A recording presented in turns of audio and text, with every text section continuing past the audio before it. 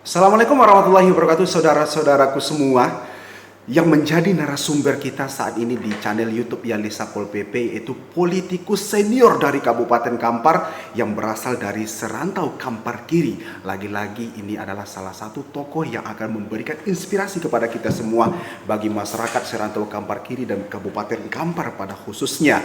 Beliau sudah hampir 15 tahun mengabdi sebagai seorang legislator, dan program-program, ide, dan gagasan beliau tentunya untuk kemajuan serantau Kampar Kiri ingin kita berbicara dengan beliau saat ini. Saudara-saudaraku semua, inilah Bapak Haji Januar yang kita kenal dengan Januar Rambo gitu. Assalamualaikum Pak Haji. Waalaikumsalam warahmatullahi wabarakatuh. Terima kasih Pak Haji sudah menjadi narasumber di channel YouTube kita. Mudah-mudahan ini memberikan inspirasi bagi masyarakat Kabupaten Kampar dan juga para subscriber YouTube Yalis Satpol PP.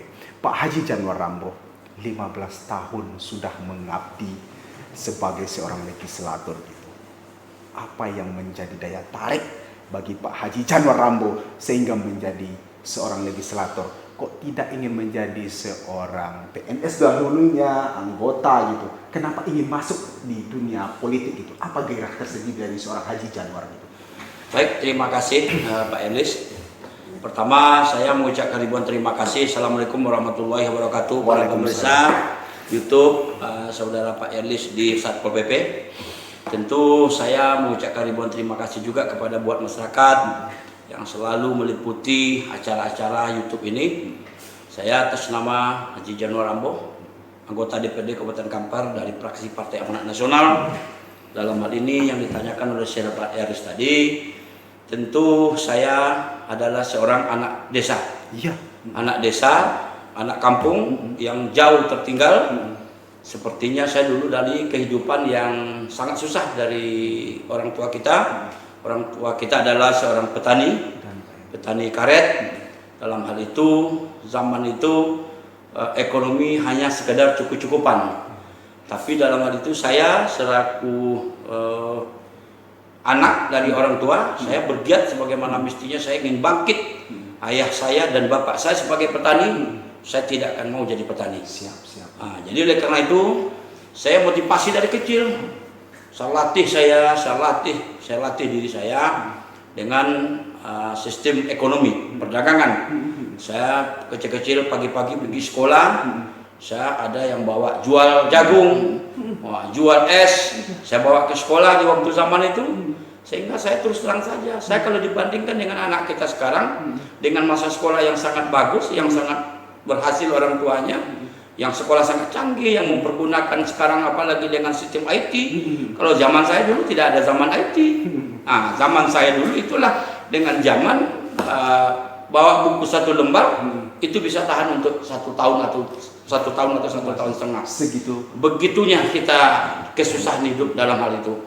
Tapi alhamdulillah karena kita yakin sopan santun kita kepada ibu bapak, ya. Saya rajin juga perintah-perintah orang tua yang saya ikuti. Alhamdulillah saya sudah besar, saya ingin bercita-cita. Cukup saya mengabdi kepada rakyat. Memang itu. Memang saya niat untuk mengabdi kepada rakyat. Kenapa saya tidak tergiur dengan PNS? Kalau PNS hanya bisa saya segelintir saja yang saya dapat untuk membantu dan menikmati, hanya pikiran saya yang bisa saya berikan untuk daerah konstitusi. Tapi kalau saya secara ke masyarakat, ke politik, saya bisa merangkul semua masyarakat di mana saja, baik di rantau Kampar Kiri, baik di Kabupaten Kampar, malah kita kontribusi pemikiran kita secara nasional. Itu titik awal sebagai seorang politikus itu sudah mulai menimbulkan benih-benih itu semenjak kuliah atau seperti apa itu Pak Haji Januar? Saya sudah dari sekolah, dari SD, saya sudah nampak itu berorganisasi. Organisasi di sekolah. Saya Saya dulu sekolah SD saya menjadi ketua kelas selama 6 tahun. Sudah seorang leader. Iya, sudah leader saya. Begitu saya masuk SMP, juga saya sudah jadi ketua kelas. Di OSIS sudah di masuk. OSIS sudah masuk. Begitu saya masuk ke STM, saya juga jadi ketua kelas. Saya juga jadi ketua OSIS. Dan malahan saya sekolah di STM Muhammadiyah. Saya adalah di Pekanbaru. Saya menjadi waktu itu ketua IPM, Ikatan Pelajar Muhammadiyah zaman itu. Sudah ketua itu. Sudah ya. Jadi alhamdulillah saya memang di organisasi ini salah satu suatu pemikiran saya yang fokus dengan masyarakat. Kenapa? Karena pemikiran kita dengan organisasi ini, pergaulan kita, pemikiran kita, dialog kita mengerti sebagaimana mestinya yang harus kita bawa untuk masyarakat. Masya Allah. Pak Haji Januar Rambo gitu, masuk ke dalam dunia politik itu kapan gitu, dan berpartai itu apa awal mula, ada daya tariknya sehingga siapa yang mengajak gitu? Ya, terima kasih. Saya makanya waktu saya pas begitu tamat dari sekolah STM itu STM Muhammadiyah Pekanbaru. Saya waktu itu saya coba berpikir ke depan. Di waktu itu saya aktif di bidang organisasi. Makanya saya ingat juga sampai hari ini jasa-jasa saya hari ini kepada almarhum Pak Haji Nurbit yang di Kampar Kiri. Semasa itu adalah beliau anggota DPRD Kabupaten Kampar dari fraksi Golkar. Gitu. Di waktu itu saya ingat juga selaku pembina Bapak Ibu dari Hajarus Naniar, anggota DPR RI yang kita orang Salo. Nah, kemudian kita itu paling aktif ya dengan beliau, berkontribusi sama beliau. Dia mengajak saya kalau bisa Pak Haji Januar ya kita masuk ke politik. Di usia berapa Pak? Di usia saya 24 tahun. 24-25. Di waktu itu saya ikutlah berpolitik. Waktu itu ikut berpolitik di tahun 2014. Saya dibawa sama Pak Nurbit waktu itu ke Jakarta. Waktu itu ketua Golkar Pak Akbar Tanjung. Begitu Pak Akbar Tanjung menengok istilah kita pergaulannya dengan seperti kegiatan yang kita lakukan, Akbar Tanjung tertarik di waktu itu. Kepada Bapak? Kepada saya. Masya Allah. Dibinalah saya. Iya, dididik. Gitu. Nah, saya waktu dididik, saya langsunglah masuk ke Partai Golkar. Di waktu tahun itu, 2014. ya, tahun 2014. 2004 atau 2014? 2004 kalau nggak salah. Enggak, 2004, 2009. Ya, 2004 sorry maaf ya, 2004. Begitu 2004 Pak Akbar Tanjung, begitu saya masuk ke politik, saya intens sekali sama beliau. Komunikasi lancar. Saya makanya tidak bisa melupakan jasa Pak Akbar Tanjung. Saya potong dulu, sampai sekarang masih ada komunikasi sama beliau? Memang hari akhir-akhir ini kita sudah tidak dapat komunikasi, mungkin karena kita sekarang sudah mungkin tidak dapat nomornya lagi. Siap. Jadi kita sudah terputus, tapi jasa dia masih saya ingat sampai ayat saya masih di Di 2014 itu komunikasi yang sangat intens dengan Pak Akbar Tanjung. Terus dilanjutkan. Begitu saya akrab dengan beliau, saya terus setiap Jumat saya tempat dia ya makan bersama di ruangan kantor. Waktu itu dia ketua DPR kan, DPR RI. Saya sama Pak Firman Subagio juga. Habis itu ya saya turun lagi. Dan juga bersama itu kami rombong dari Riau, ada saya Pak Nurbit, ada Pak Haji Masnur. Ya, Pak Haji Masnur ini salah satu juga ini membawa kita ke organisasi partai politik. Orang yang berperan penting juga di dalam. Iya. Masuk begitu saya masuk di 2014 itu, di 2014 saya duduk masuk ke calon DPR, saya terpilih saya dengan angka BPP. Yaitu angka BPP suara saya yang mendapat waktu itu di Dapil Rantau Kampar Kiri, kami dapat 3 kursi dari Partai Golkar. Masya Allah. Saya BPP dengan jumlah pemilih pribadi nama suara saya 5.000 lebih, 5.400 lebih. Pribadi saja. Waktu itu mewakili dari Kampar Kiri kalau nggak salah Pak Haji Januar, Bapak Arefol dan Bapak Miftah ya. Ya, 3. Begitu 2014 saya begitu kegiatan saya kan kalau jadi pejabat anggota DPR saya tidak mau dengan janji-janji, tapi nyata yang saya berikan kepada kerja nyatanya yang penting. Kalau sudah kita buktikan dengan kerja nyata kita, tidak mau jadi apa, tidak akan bayar. Contoh bukti saya begitu 2014 saya calon, untuk 2019 saya masih dipilih lagi oleh rakyat, karena saya program pro rakyat. 2009 saya pro rakyat, 2009 terpilih kembali. Begitu terpilih kembali, saya aktif juga ke masyarakat, bantuan-bantuan sosial, bantuan-bantuan ekonomi kerakyatan, jalan-jalan kebun, jalan lingkar, penerangan listrik. tadi Bapak tadi sudah terpilih di 2004-2009 ya, bukan 2014 ya, 2004-2009, dan akhirnya terpilih kembali di tahun 2014, di tahun 2009 dan 2014 gitu Pak Jujono Rambo. Untuk mencapai ini apa yang telah dilakukan kembali sehingga masyarakat mengamanahkan kembali? Ya, terima kasih Halis. Tentu saya selaku orang politis, saya selalu menjaga konstituen saya. Pertama, begitu saya duduk di DPR itu, saya banyak memikirkan kepentingan masyarakat daripada kepentingan pribadi saya. Bagaimana cara saya memikirkan kepentingan masyarakat? Yang pertama bukan individu yang saya pikirkan, kelompok masyarakat yang ada di desa-desa itu, terutama desa-desa terpencil. Desa terpencil itu saya turun ke lapangan, apa yang butuh buat mereka itu, seperti jalan. Saya benahi dulu jalan. Saya bangun jalan bertahap 500 meter, 500 meter. Contoh dulu desa Rantokasih yang sangat terisolir, tidak ditempuh oleh kendaraan satupun. Makanya saya duduk begitu tahun 2014, saya duduk di DPR itu, saya cek ke lapangan jalan yang tidak bisa ditempuh masyarakat, saya mulai bergerak. Saya masukkanlah. Itu sudah terpilih kedua ya? Terpilih kedua. Saya terpilih pertama sudah saya mulai. Pemilihan kedua saya bangun 500 meter, 500 meter. Sekarang jalannya sudah bagus. Saya cermati semua, masyarakat sudah bisa membawa hasil taninya, ya, anak-anak sekolah sudah lancar, sehingga ekonomi masyarakat mulai tumbuh. Begitu masyarakat ekonomi mulai tumbuh, tentu masyarakat senang dia.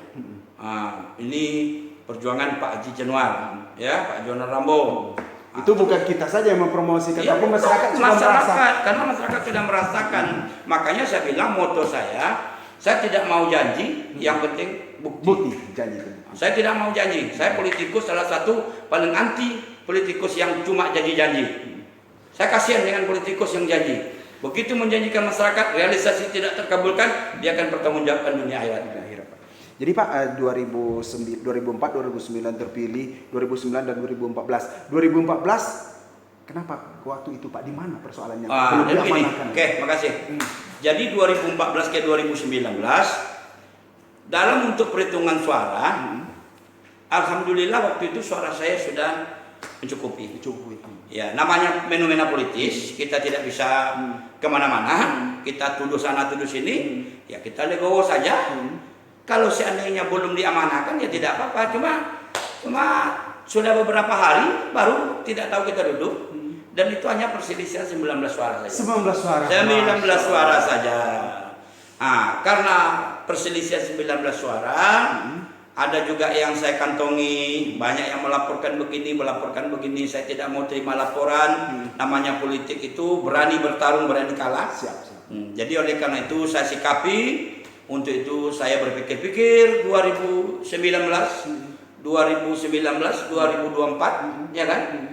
Untuk maju kembali saya tidak ada duit. Saya bilang masyarakat saya tidak punya duit. Masyarakat tetap meminta. Maju terus, sehingga saya tidak ada waktu untuk maju ke 2019 ke 2024. Dengan dorongan masyarakat, karena 5 tahun yang saya tinggalkan itu, kampung halaman saya itu tidak pernah dimasuki dengan dana APBD, baik APBD kabupaten, baik APBD provinsi. Di kampung kita sendiri, di kecamatan Kampar Kiri sama sekali tidak ada sama sekali. Kok masuk ke Partai Amanat Nasional jadi yang begini, sudah bertumpus lumus bersama Golkar ini? Apa jalur ceritanya? Jadi begini, begitu saya di Golkar 2019 itu, saya berpikir kalau saya sudah nggak enak rasanya perasaan gontok-gontokkan habluminas kita rusak gara-gara partai politik, maka saya berpikir bolak-balik kemana yang harus saya arahkan langkah saya, karena saya membuktikan partai apapun yang kita pilih, masyarakat membutuhkan buat kita,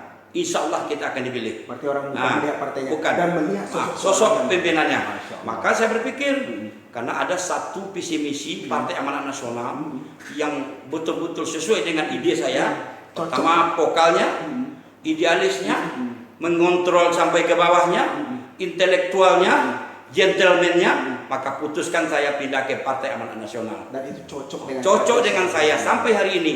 Begitu pemilihan 2019-2024, saya walaupun tidak ada uang didorong oleh masyarakat sehingga saya dapat sumbangan waktu itu untuk maju ke DPR Kabupaten Kampar hampir 70 dan 80 juta dari masyarakat. Ada yang 5.000, ada yang 100.000, ada yang 300.000, ada yang sumsum, ada yang 5 juta, ada yang 10 juta, ada yang 7 juta untuk membantu saya maju supaya duduk membangun kampung halaman lagi. Pak Haji Januar Rambo, misi apa yang belum terselesaikan untuk masyarakat yang Bapak cintai di Rantau Kampar Kiri? Banyak karena saya masih kasihan masyarakat saya sampai hari ini masih terisolir.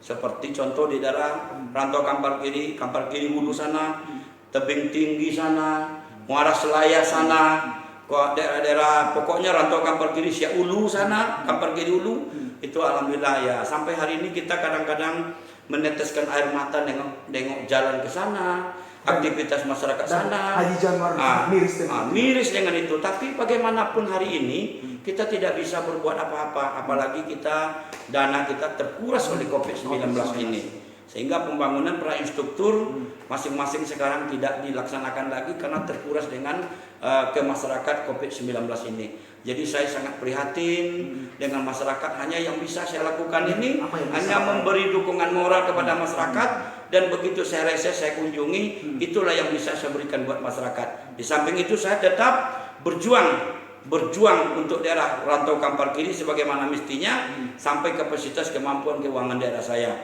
Tapi kalau saya klaim nanti proyek saya masukkan ke sana, proyek saya masukkan ke situ, nanti yang kawan-kawan lain ada pula yang dibilang saya ingin cari pamor, ingin cari Tidak, semuanya pembangunan itu kerjasama antara kawan-kawan kita untuk membawa ke Rantau Kampar Kiri. Ada beberapa orang wakil kita, tentu kerjasama kita bagaimana Rantau Kampar Kiri kita jadikan jangan sempat terisolir. Dan Pak Haji Januar Rambo sepakat itu ya, bersama-sama kita membolo. Iya, bersama kita membolo Nabawi. Nah, dalam hal ini saya terus terang secara pribadi dan juga mengucapkan ribuan terima kasih Pak Bupati, pemerintah daerah Kabupaten Kampar ini yang peranan aktif juga untuk mendukung masyarakat kita sebagaimana kemampuan keuangan daerah untuk membangun daerah-daerah tertinggal. Seperti hari ini saya sesuai dengan kemampuan daerah, saya tetap memperhatikan masyarakat. Mulai dari saya duduk dari DPR, saya pro ke rakyat, saya bikinkan jalan-jalan pertanian. Sudah itu pembangunan, habis itu ada yang seperti di daerah saya ada stadion mininya 2, ya, ada lagi kantor camatnya 2 lantai, ada lagi kantor lurahnya 2 lantai, jalan penghubung desa ke desa semuanya bagus. Alhamdulillah. Kemudian di sarana perikanan, sampan-sampan hari ini mana yang di pinggir sungai kita masukkan di dana aspirasi kita bantu dengan mesin robin, dengan sampan 7 meter, lebar 1 meter, kita kasih jalan untuk menangkap ikan. Ya, itulah Bapak Haji Januar Rambo, saudara-saudara, yang terus mengabdi untuk masyarakat Rantau Kampar Kiri. Demikian bersama Bapak Haji Januar Rambo. Assalamualaikum warahmatullahi wabarakatuh. Waalaikumsalam warahmatullahi wabarakatuh.